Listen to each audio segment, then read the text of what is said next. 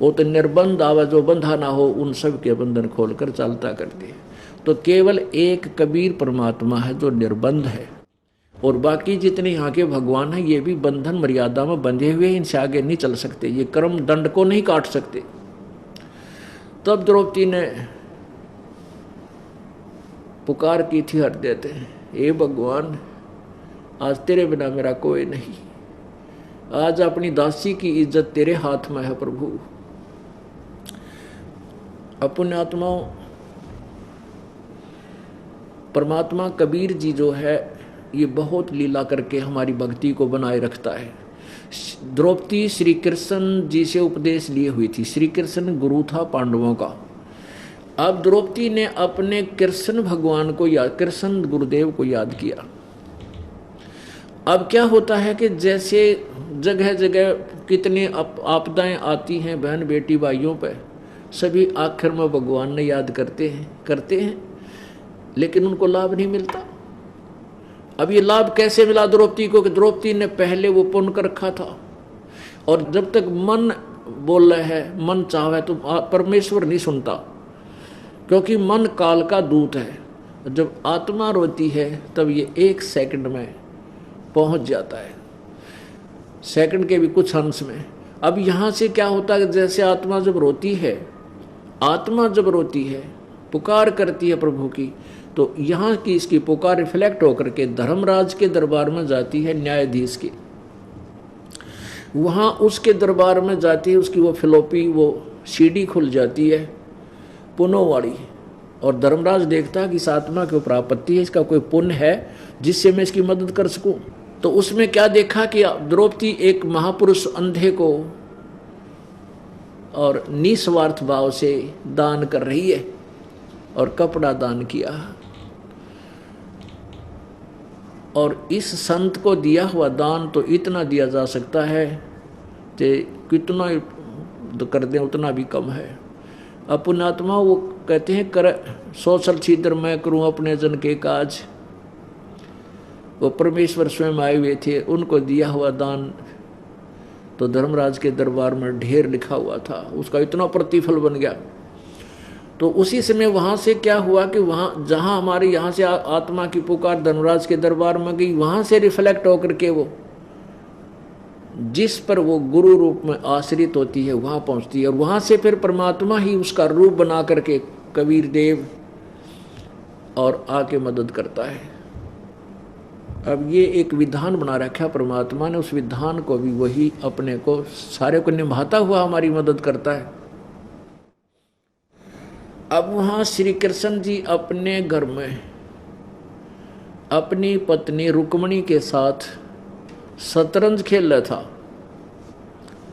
तुम ना खेलियो, कदे ने सोचो भगवान खेला करता तुम भी खेलने लग जाओ, नहीं, वो तो अलग काम था उनका। एक उदाहरण दिया जा रहा है कि वो शतरंज खेल रहा था अपनी पत्नी के साथ, और शतरंज में ऐसे डालते हैं, कोई कदे कच्चे 18 बोल ले जाते हैं, कदे 9 बोल ले जाते हैं। तो ज्यों ही उसने पास से हाथ से ऐसे पास से ऐसे फेंके, अंदर से परमात्मा की प्रेरणा एकदम हाथ आकड़ गया, जैसे भूत आ जाया करें ऐसे, और ऐसे करके कृष्ण जी बोला अनंत अनंत अनंत। अब रुक्मणी कर पकड़ा मुस्काई, अनंत कहा वो को समझाई कि ये अनंत अनंत क्यों के कर रहे हो तुम, मुझे बताओ, आपने पास से डाले हैं, इसका बोल कच्चे 12 हैं पक्के 18 हैं क्योंकि ये बोल। तो कृष्ण जी के कह रहा है कि दुशासन ने द्रौपदी पकड़ी और हमरी भक्ति सकल में सकरी, जय हमरी भक्त बिछोड़ी होई, हमरा नाम न लेवे कोई। अब कृष्ण तो वहां पासे खेल रहा है, तंदेही से पासा डारी पहुंचे सूक्ष्म रूप मुरारी। वो कबीर परमात्मा मुरारी माने जो राक्षसों का नाश करता है।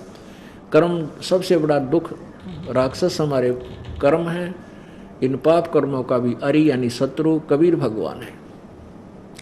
अब कृष्ण तो वहां खेल रहा है, वह सूक्ष्म रूप धारण करके परमात्मा कहते हैं करे करावे साइया मन में लहर उठा, और दादू सरदर जीव का वो आप बगल हो जा। आप सामने नहीं आता परमात्मा, भक्ति की आस्था बनाए रखने के लिए कि गुरु मर्यादा भी रहनी चाहिए, नहीं तो बर्बाद हो जाएगी, भक्ति काल बर्बाद कर दिया। इसलिए परमात्मा उस सारी स्थिति को सूझबूझ से सोच समझ कर करता हुआ इस भक्ति की गाड़ी को इस पिछली पीढ़ी तक खींच कर लाता है ताकि अब ये पार हो सके। तो उसी समय वहाँ से परमात्मा कबीर जी सूक्ष्म रूप बनाकर पूर्ण ब्रह्मा पहुँचे सूक्ष्म रूप मुरारी, खेचत खेचत खेच का शीशा सिर पर बैठे हैं जगदीशा। द्रौपद सुता को दीने लीर, द्रौपद सुता द्रौपदी की बेटी ने, यानी द्रौपद राजा की बेटी द्रौपदी ने द्रौपद सुता को दीने लीर जाके अंत बढ़ाए चीर। खेचत खेचत खेच का शीशा सिर पर बैठे हैं जगदीशा। अब दुशासन खींच खींच कर तंग हो लिया, पसीना पसीना हो गया और साड़ी का ढेर लाग गया नो, और द्रौपदी का निवस्त्र नहीं कर सका, थक के वो पहलवान दुशासन कहते 1000 हाथियों का ताकत का आदमी था और थक कर बैठ गया। क्रोध मनु कहता है देखो इसकी बेइज्जती करूँगा, लेकिन जिस पर मालिक राजी है कौन बिगाड़ दे उसका, नहीं फिर भगवान है ही नहीं, मिथ्या हो जाती भगवान की कथाएं। लेकिन नहीं, भगवान ने अपनी स्थिति को बराबर रखा है। अब कुछ दिनों के अब बात खत्म हुई, हार के बैठ गए एक लोग मुंह लटका के, द्रौपदी काट कर उस चीर ने अपना चली गई अपने महल को। अपने आत्माओं कुछ दिनों के बाद श्री कृष्ण जी आए। श्री कृष्ण जी को पता भी कोई ना क्या हो गया। जब द्रौपदी ने आकर बताया कि परमात्मा आपने मेरी इज्जत रख दी, ऐसे ऐसे कहानी हो गई थी, मेरे को बेइज्जती करे थे और आपने मेरे निरे चीर बढ़ा दिए। अब पुण्यात्मा विचार करना, इस दास के रूप में परमेश्वर कबीर जी आपके घरों में हजारों संख्या की गिनती करा दूं, उनके घर जाके आप आए थे, सामने हमने दिखे, ये आशीर्वाद दे गए, हमारा ये लाभ हो गया। अब दास को क्रेडिट देता करता कबीर भगवान है। ऐसे ही उस कृष्ण को पता नहीं और परमेश्वर आकर कर गए सारा काम। अब कृष्ण जी को पता चला कि हे परमात्मा, द्रौपदी कहती है कि आपने मेरी इज्जत रख दी परमात्मा। अब द्रौपदी पूछती है कि मेरे कौन से कर्म का फल था भगवान। अब कबीर परमात्मा ने कृष्ण जी को दिव्य दृष्टि दे दी कि इस बेटी का पेटा भर जा, और इसके मुख से सुनकर औरों को भी दृढ़ विश्वास हो कि कौन से पुण्य का इसको लाभ मिला। जब कृष्ण जी को पिछली वो सही सीन देखा कि द्रौपदी तू एक बार जब ब्याही भी ना थी, इस तरह विवाह नहीं हुआ था, उसमें आपने एक अंधे महात्मा को ऐसे साड़ी पाड़ कर डाली थी, 7-8 कोपी तन, वैसे बैग ही नहीं हाथ लगा, फिर लंबी लकड़ी का लपेटा दे करके उसके हाथ के निकट किया था।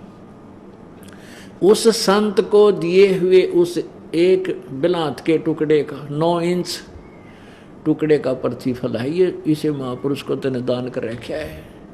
अब द्रौपदी कहती है, हे भगवान, हे परमात्मा, जब मुझे पहले नो भी पता होता ये महापुरुष ऐसे हैं तो ना जाने उसको के दान कर देती। एक लीर के कारण मेरे हो गए चीर अपार, जब मैं पहले जानती तो सर्वस्व देती वार। अपने आत्माओं, आपको वो समय मिल गया ये दान धर्म करने का। पहले तो आप वैसे कुर्डियां पे गेरो थे, कहीं दान भी करो थे, वो यूजलेस था, क्योंकि कुपात्र को दिया हुआ दान कभी नहीं फल सकता। अब आपको वो सुपात्र मिल गया है, वो यथार्थ भक्ति विधि मिल गई है। अब परमात्मा कहते समझा है तो सिर दर पाओ और नहीं रे ऐसा दाओ। अब जब आपके समझ में आ गया कि ऐसा संत नहीं, ऐसा मार्ग नहीं, ऐसा भगवान नहीं, और फिर बार बार ये मनुष्य जीवन नहीं, और अब भी आप भक्ति नहीं करोगे, ये साधना नहीं कर पाओगे, हाथ से नहीं छोड़ पाओगे, तो फिर बहुत पछताओगे। समझा है तो सिर धर पाओ, जब तेरे समझ में आ गई पीछा सटवाना इस काल ते, सिर पर पाँव रखना, बहुत तेज दौड़ना, यानी इस भक्ति मार्ग में दान धर्म भक्ति समन अपना नित्य कर्म में इतनी स्पीड तो चल पड़ जैसे सिर पर पाँव धर के पता नहीं सांस का के मेरा कै दिन का है। नहीं भरोसा देही का ये बिन सजावे पल माही, श्वास उसास सुमन करो और ये तन कछु नाही। तो परमात्मा कहते हैं समझा है तो सिर दर पाऊं, यदि तू समझ गया इस कहानी को तो स्पीड खींच दे भगवान की भक्ति की, सिमरन की, भूल जा सारे संसार को और समर्पण कर भगवान को। देख फिर रंग कुछ ही दिनों में आपके घर में कितना सुख होता है, आपका मोक्ष होगा, परमात्मा प्राप्ति होगी। बोलो सतगुरु परमात्मा कबीर साहब। ये वही परमेश्वर हैं जो बनारस में एक जुलाहे की भूमिका किया करते थे और 120 वर्ष तक मनुष्य जैसे कर्तव्य करते हुए, मनुष्य जैसे कर्म करते हुए एक साधारण मनुष्य की एक भूमिका की, और स्वयं ही वो परमात्मा हैं, स्वयं ही वे तत्वदर्शी संत होते हैं, स्वयं ही वे सद्गुरु होते हैं और स्वयं ही वे एक सच्चे भक्त की भूमिका करते हैं, स्वयं ही वे सच्चे एक दास की भूमिका करते हैं, एक सच्चे गुरु भक्त की भूमिका करते हैं। वो परमात्मा हमें एक उदाहरण देकर जाते हैं, यदि आप जी ने भगवान पाना है, यदि आप जी ने मोक्ष करवाना है, तो जैसे परमात्मा सर्वशक्तिमान होते हुए एक सिंपल मैन की तरह, एक बिल्कुल गरीब, एक निर्धन व्यक्ति की भूमिका की, और उस भूमिका में उन्होंने ये सिद्ध करना चाहा कि कोई यूँ सोचे कि घना बड़ा सेठ हो, घना दान धर्म करता हो, या कोई ऊंच जाति का हो ब्राह्मण, क्योंकि उस समय छुआछूत बहुत चरम सीमा पर थी और ब्राह्मण लोग केवल यही कहा करते थे कि भक्ति और सदग्रंथों को पढ़ने का अधिकार केवल ब्राह्मण को ही है, ये श्रेष्ठ जाति है। परमात्मा ये कहा करते कि जाति श्रेष्ठ तो है ही है, जाति तो चारों श्रेष्ठ, वर्ण तो चारों ही श्रेष्ठ हैं। अब 4 वर्ण बनाए गए हैं मानव समाज के, एक ब्राह्मण, वैश्य, अक्षत्रिय और शूद्र। ये चारों ही श्रेष्ठ वर्ण हैं, लेकिन इनमें व्यक्ति निकम्मे हो जाए, वो ब्राह्मण भी निकम्मे हो सके और अक्षत्रिय भी निकम्मे हो सकते हैं, वैश्य भी हो सकते हैं, शूद्र भी हो सकते हैं। यानी केवल वर्ण से ही ऊंच नीच और श्रेष्ठ, उत्तम और अनुत्तम नहीं होते। परमात्मा पाने के लिए कोई भी वर्ण का व्यक्ति हो, किसी भी वर्ण का व्यक्ति है और वो पूर्ण संत की शरण में पहुंच जाता है, तो पूर्ण संत के पास वो फार्मूले होते हैं कि वो किसी भी वर्ण का व्यक्ति है और कैसे भी नेचर का व्यक्ति है, उसको सीधा कर देते हैं, भक्त बना देते हैं। और परमात्मा पाने के लिए किसी जाति विशेष की आवश्यकता नहीं है, भक्ति विशेष की आवश्यकता है। भक्ति विशेष का तात्पर्य है कि शास्त्र अनुकूल साधना और परम संत जिसको नाम दान करने का अधिकार हो, उससे नाम प्राप्त हो, फिर आप गरीब भी पार हो सकते हैं और धनी भी पार हो सकते हैं, रंक भी पार हो सकता है, राजा भी पार हो सकता है, यदि वो मर्यादा में रहता हुआ भक्ति करता। तो परमेश्वर ने ये सिद्ध करना चाहा था कि मैं एक जुलाहा जाति से हूँ और मैं जो सत भक्ति बताता और करता और करवाता हूँ, इसको जो करेगा वो किसी वर्ण का व्यक्ति है, वो पार होगा। तो परमात्मा ने वो सिद्ध करके दिखाया कि 120 वर्ष तक अपने तत्व ज्ञान का प्रचार किया और परमात्मा में जो समर्थता होती है अपनी सामर्थ्य का भी परिचय दिया।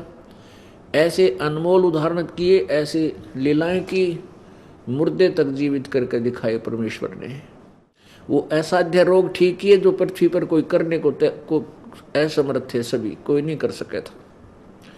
तो वो जो परमात्मा ने 600 वर्ष पहले जो लीलाएं की थी, आज वो लीलाएं भगवान के गुणों से मेल खाती हैं, पूर्ण परमात्मा के उस महिमा से मेल खाती हैं जो भगवान ऐसे कार्य किया करता है।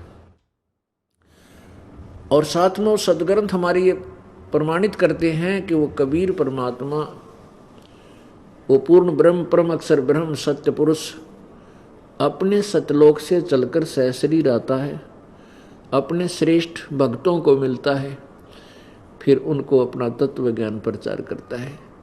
वो भक्त फिर उस परमात्मा की महिमा कलम तोड़ गाते हैं, सुनाते हैं। वो आने वाले समय में वो एक ऐसे प्रमाण बन जाते हैं जो अब कलयुग के इस बिचली पीढ़ी के समय में अब हमारे लिए वो संत एक एविडेंस बन गए। उन संतों की वाणी, परमेश्वर प्राप्त संत महापुरुषों की वाणी, ये हमारे लिए एक गवाह के तौर में होगी। एक एफिडेविट लिख दिया उन संतों ने कि कबीर परमात्मा है, ये वो धानक है जो बनारस में 120 वर्ष तक रह के चला गया था। सहशरीर आए थे, सहशरीर चले गए थे। तो कबीर परमात्मा ने आकर के प्रत्येक युग में अपने यथार्थ ज्ञान को बताया। परमेश्वर ने क्या बताया? 9 मन सूत उलझिया, रहे ऋषि जख मारे,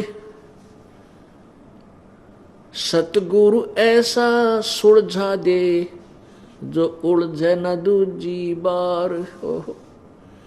अब परमात्मा जुलाहे का काम करा करते हैं, और जुलाहे के काम में सूत होता है जो कपड़ा बुनने के लिए बारीक से धागे का बंडल बना दिया करते थे, और वो उलझ जाना, वो सुलझेगा नहीं दिया करा, वो सारा दिमाग चाट लेता है, इतना तंग कर दिया करता है जो सूत उलझ जा।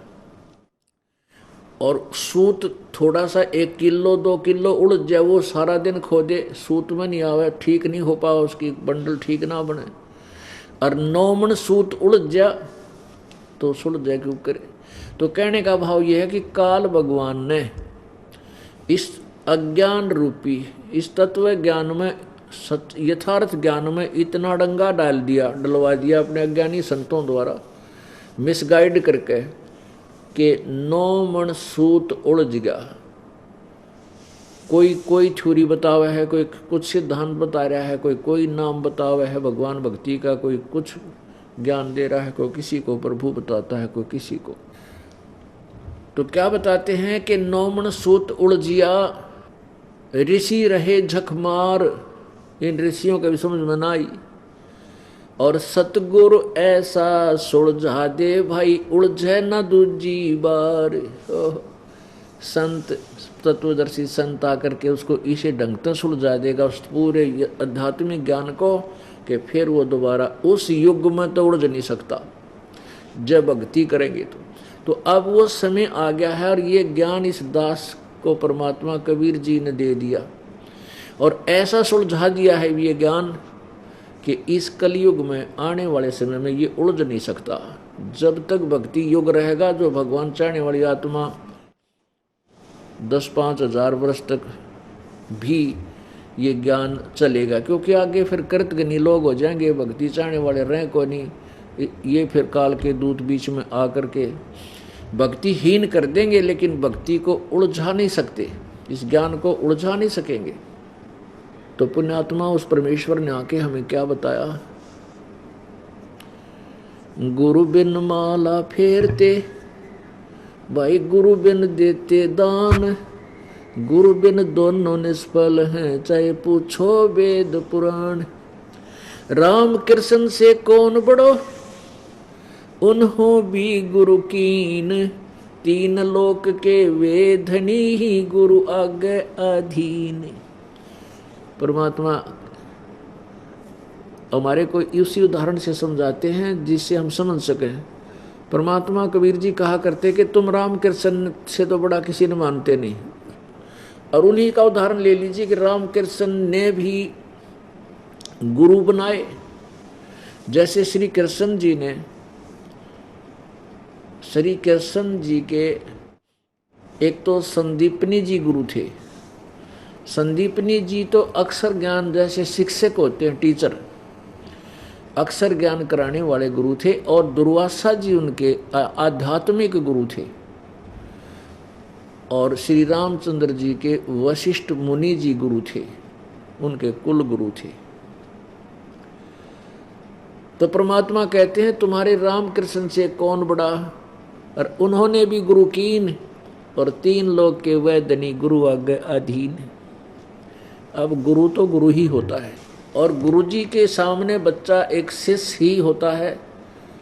शिष्य ठीक ढंग से अपनी मर्यादा में रहेगा वही सफल होता है, अन्यथा वो मोक्ष प्राप्त नहीं कर सकता। तो परमात्मा कहते हैं राम कृष्ण बड़तेहुपुर राजा, 3 गुरु बंद कीन निज काजा। रामकृष्ण तीनों लोकों में बड़े माने जाते हैं, जैसे एक एक विभाग के ये मंत्री हैं। और इन्होंने भी गुरु धारण करके ही अपने सब कार्यों को किया। सत साहेब, अगर आपको सत्संग वीडियो अच्छी लगी हो तो हमारे चैनल को लाइक करें, सब्सक्राइब करें। सत साहेब।